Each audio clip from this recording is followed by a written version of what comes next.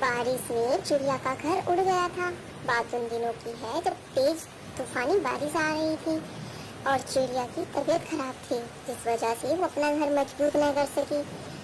तभी गोरी कहती है, देखो चिड़िया, इस बार तुम बीमार क्या पड़ी कि तुम्हारा तो घर ही उड़ गया।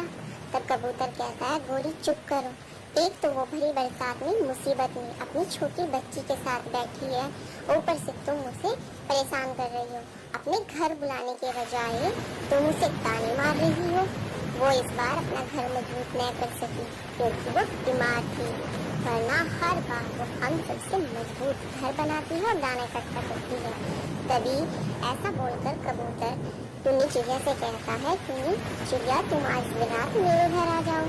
कल सुबह होते ही जब बरसात रुकेगी तो तुम अपने रहने का बंदोबस्त कर लेना। चिड़िया बेचारी अपनी छोटी बच्ची को लेकर कबूतर के घर चली जाती है। अगले दिन मौसम साफ था, हल्के बादल छाए हुए थे। बड़ा परेशान थी क्योंकि उसके पास ना तो रहने को घर था और ना ही दाना पानी। और तो और वो अब ये सोच सोच कर परेशान हो रही थी तो आखिर करे तो करे क्या, क्योंकि उसके पास तो ना अनाज के दाने हैं ना कुछ पैसा जिसे देकर वो अपना और अपने बच्चे का कुछ कर सके। बरसात के दिनों में कोई काम भी तो नहीं था। तब वह जंगल में दाना लेने जाती है।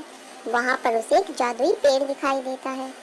वो उस पेड़ के नीचे बैठी हुई थी और बहुत सोच विचार कर बोली कि हे भगवान, काश आज मेरे पति जिंदा होते तो हमें इस मुसीबत का सामना न करना पड़ता।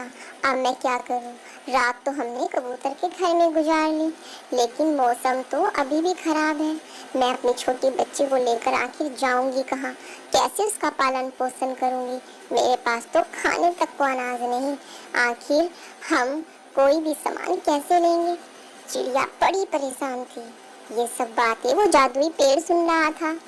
जादुई पेड़ बोला, चिड़िया चिड़िया। टुन्नी चिड़िया सारी तरफ देखती लेकिन उसे कोई भी नजर नहीं आता। तब जादुई पेड़ से कहता है, जिसकी छाया में तुम बैठी हो ना चिड़िया, मैं वही पेड़ हूँ। मैं एक जादुई पेड़ हूँ जो बोलता हूँ। मुसीबत में पड़े पक्षी और जानवरों की मदद करने के लिए कुदरत ने मुझे इस जंगल में रखा है। तब चिड़िया उसे अपनी सारी परेशानी बताती है। तब पेड़ कहता है, देखो, घर भी तुम्हारा बन जाएगा, तुम्हारे बच्चे का पालन पोषण भी हो जाएगा। पहले तुम मुझसे एक वादा करो कि तुम हमेशा ईमानदार रहोगी और भूखे प्यासे पक्षियों को हमेशा भरपेट खाना खिलाओगे। तब चिड़िया कहती है, मेरे पास तो खुद खाने को नहीं है, मैं कैसे किसी को खिलाऊं? तब पेड़ कहता है, मैं तुम्हारी मदद करूंगा। मैं तुम्हें एक ऐसी कढ़ाई दूंगा जिसमें तुम जो भी खाना बनाना शुरू करोगे वो कभी खत्म न होगा। उससे तुम अपना काम शुरू कर लेना। तब चिड़िया कहती है, मेरे पास तो रहने के लिए घर न खेला, मेरे पास तो कुछ भी नहीं है। तब पेड़ उसे सुझाव देता है कि तुम लकड़ी पर ही अपना चूल्हा रख के कढ़ाई को रखना और इसमें तुम पक्षियों के लिए कोई पकोड़े या समोसे बना लेना, जिससे सभी पक्षी इस मौसम में वो खाने आएंगे और उसके बदले तुम्हें कुछ पैसे या अनाज दे जाएंगे, जिससे कि तुम्हारा गुजर बसर हो सके। उसी पैसों को देकर तुम अपना घर बना लेना और अपने बच्चों को पाल लेना। चिड़िया ये सुनकर बड़ी खुश हुई। चिड़िया ने सोचा कि हाँ, वैसे भी हमारे जंगल के सभी पक्षी दूर जंगल में एक चाय पकोड़े की दुकान पर जाते हैं। क्यों ना मैं चाय और समोसे का काम कर लूं, जिसमें मैं और मेरी बेटी दोनों एक दूसरे की मदद से हम काम कर लिया करेंगे और सभी पक्षियों को खाने पीने की भी परेशानी नहीं होगी और हमारा भी गुजर बसर हो सकेगा। इस तरह सोचकर वह जादुई पेड़ से वो कढ़ाई ले आती है।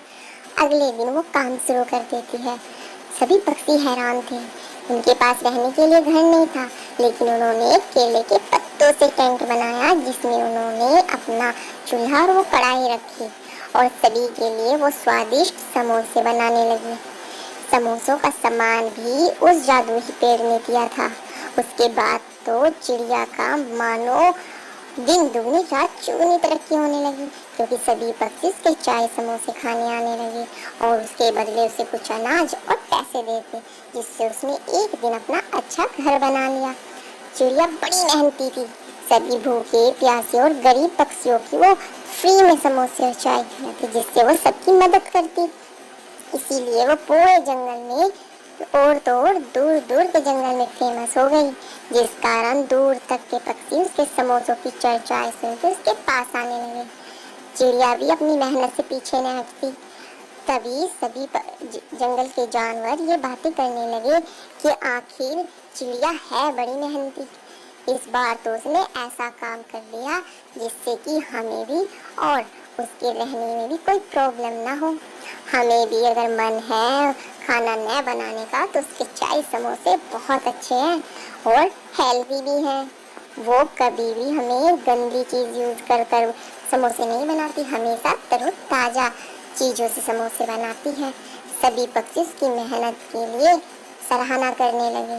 इस तरीके से चिड़िया ने एक दिन एक बड़ा होटल खोल लिया, जिसमें उसने बहुत सारे गरीब पक्षियों को काम दिया और उसके बदले वो खाना तो देती ही थी, साथ ही साथ उनका खास ख्याल भी रखती थी, क्योंकि वो स्वभाव की बहुत अच्छी थी। वहीं चिड़िया की बेटी ने बड़े होकर उस होटल को संभाल लिया। इस तरीके से उसका काम दिन दुगना रात चौगुना चलने लगा। सभी पक्षी उसकी मेहनत की सराहना तो करते, किंतु गोरी कौवा हमेशा चिढ़कर रह जाते कि आखिर इसको ये कहाँ से मिला काम। हम भी तो इस जंगल में रहते हैं, हमारा तो काम कभी अच्छे से न चला। चिड़िया आखिर इतनी ईमानदारी से कैसे काम कर लेती है कि उसने घर भी बना लिया और होटल भी बना लिया और उसका काम तो बड़ा अच्छा चलने लगा। तब कबूतर कहता है कि मेहनत हमेशा रंग लाती है, कड़ी मेहनत से कभी पीछे नहीं हटना चाहिए। तुमने भरी बरसात में उसका मजाक बनाया था ना, आज देखो वो तुम्हारे जैसे पक्षियों को खरीदने की हिम्मत रखती है। इसलिए कहते हैं कि कड़ी मेहनत हमारे भविष्य में हमारी बहुत मदद करती है। इसीलिए हमें मेहनत करने से कभी पीछे नहीं हटना चाहिए। मुसीबत के समय मेहनत करोगे तो भविष्य में बैठ कर खाओगे। ये कहानी आपको कैसी लगी आप हमें कमेंट सेक्शन में जरूर बताना। साथ ही साथ बेल आइकन बटन प्रेस करना, notification bell icon button press करना, ताकि आपको आने वाली सभी वीडियो का नोटिफिकेशन मिल जाए। तो चलिए मिलते हैं हम आपको नेक्स्ट वीडियो में, तब तक के लिए जय हिंद जय भारत।